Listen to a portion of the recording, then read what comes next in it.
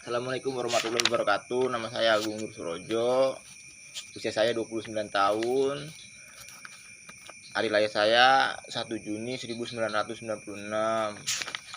Hari Sabtu. Ini hari mau mengkaji Pancasila nih.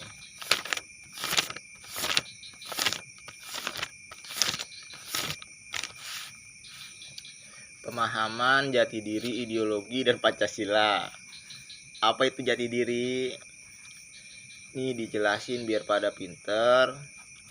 Jati diri adalah karakter atau sifat khas manusia yang terbentuk dari ajaran leluhur, atau bisa juga terbentuk dari keturunan atau sperma orang tuanya, atau bisa juga dibentuk dengan sistem ideologi yang diterapkan di suatu negara seperti yang ada di Indonesia. Contohnya bagaimana? Seperti Pancasila dan maknanya. 1.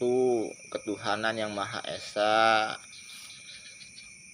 Adanya Tuhan untuk ditakutin, disembah, dan dipercayain. Bentuk rasa takut kepada Tuhan itu seperti apa? Nih dijelasin biar pada pinter. Masa ngaku takut kepada Tuhan tapi larangannya dilakuin? Kalau kalian ngaku cinta kepada agama dan negara, kalian harus menjauhin apa yang dilarang oleh agama.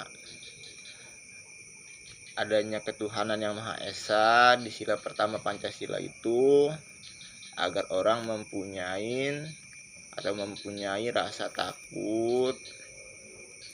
Bentuk rasa takut itu bagaimana? Ngejauhin apa yang dilarang oleh agama, baru negara. Langsung cabut nyawanya yang mengaku cinta kepada agama dan negara tapi mengkhianati agama dan negaranya. Ini sambil menghukum juga dengan tidak bisa menjauhi larangan agama dan mengajarkan ketidakbaikan atau kebencian kepada yang lainnya. Kalau ngaku cinta kepada agama, cinta kepada negara, itu harus ngejauhin apa yang dilarang agama, apa yang dilarang oleh negara.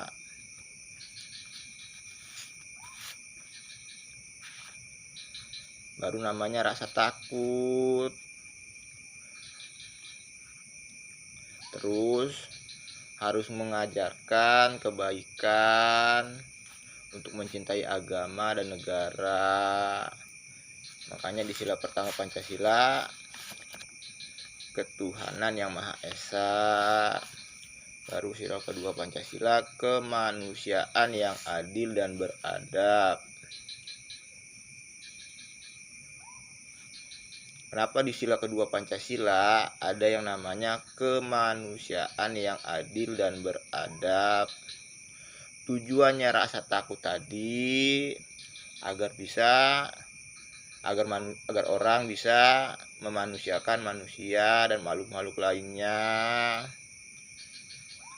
Makanya kalau nggak punya rasa takut, jangan tinggal di Indonesia. Pergi dari Indonesia. Terus kalau ingin dimanusiakan oleh manusia dan makhluk lainnya harus bisa memanusiakan manusia dan makhluk lainnya. Jangan hanya ingin dimanusiakan saja. Dan kelakuan juga harus seperti manusia yang mempergunakan hati, akal, dan pikirannya.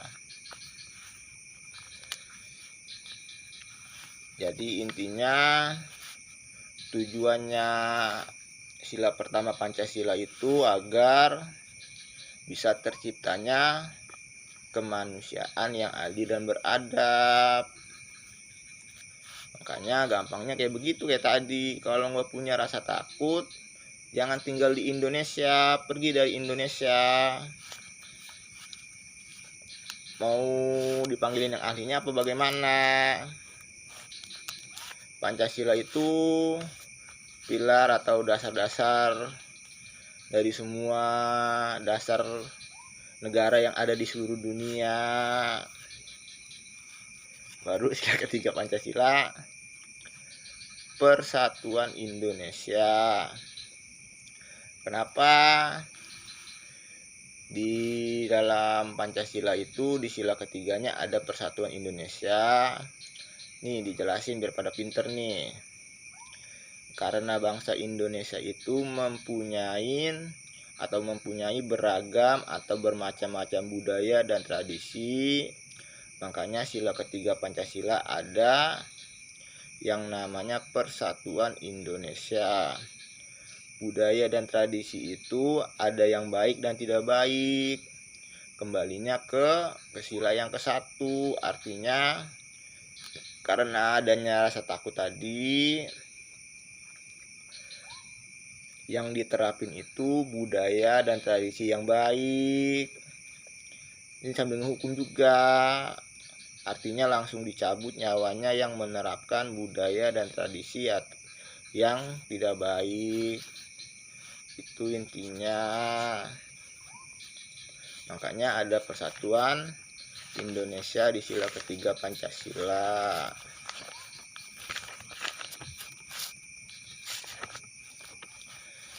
Terus di sila keempat Pancasila itu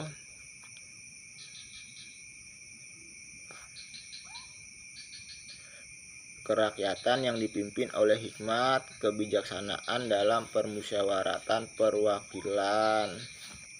Kenapa di sila keempat Pancasila ada yang namanya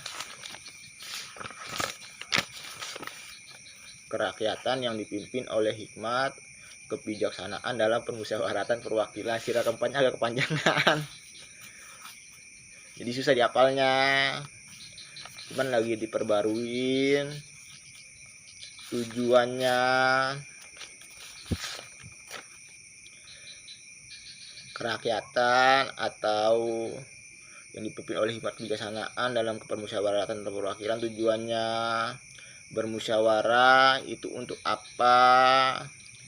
Untuk mendapatkan keputusan yang bijaksana. Jadi intinya jangan bermusyawarah kalau nggak mendapatkan keputusan yang bijaksana. Makanya kalau dikaji secara jauh nih, ini diperbaruinya kebijaksanaan yang dipimpin dengan hikmat dan bermusyawaratan dalam perwakilan kerakyatan, atau bahasa Indonesianya gotong royong atau ramai-ramai untuk mengambil suatu keputusan yang bijaksana. Jadi poin pentingnya itu di situ dicatat. Kalau nggak mendapatkan keputusan yang bijaksana, jangan bermusyawarah. Terus contohnya sila keempat Pancasila itu bagaimana? Dijelasin nih. Belajar ideologi dulu, tentang ideologi yang ada di dunia ini hanya ada dua, kapitalisme dan komunisme. Bedanya hanya satu. Kalau kapitalisme meminta pendapat dari yang lainnya, kalau komunisme nggak meminta pendapat dari yang lainnya. Ideologi yang ada di seluruh dunia itu hanya ada dua, kapitalisme dan komunisme. Bedanya hanya satu. Kalau kapitalisme meminta pendapat dari yang lainnya, kalau komunisme nggak meminta pendapat dari yang lainnya. Sistem ideologi yang diterapin di seluruh dunia namanya ideologi apaan? Ini dijelasin nih. Namanya ideologi kapitalisme. Nggak ada yang komunisme. Kenapa? Karena semuanya masih minta pendapat dari yang lainnya. Kayak negara-negara yang dicap komunisme itu bagaimana? Makanya belajar ideologi dulu sebelum mengajar. Itu intinya. Masih minta pendapat dari yang lainnya apa enggak? jelas masih minta pendapat dari yang lainnya. Kalau nggak minta pendapat dari yang lainnya ya nggak bakalan diizinin mendirikan negara atau lain sebagainya. Dulu itu nih, sebelum berdirinya suatu negara bisa diizinkan mendirikan suatu negara itu, kenapa bisa diizinkan mendirikan negara oleh pendiri bangsa Indonesia dan leluhur bangsa Indonesia? Yang mengizinkan berdirinya suatu negara itu pendiri bangsa Indonesia dan leluhur bangsa Indonesia, bokap kandung sama nyokap kandung saya atau simbah-simbahnya. Itu intinya.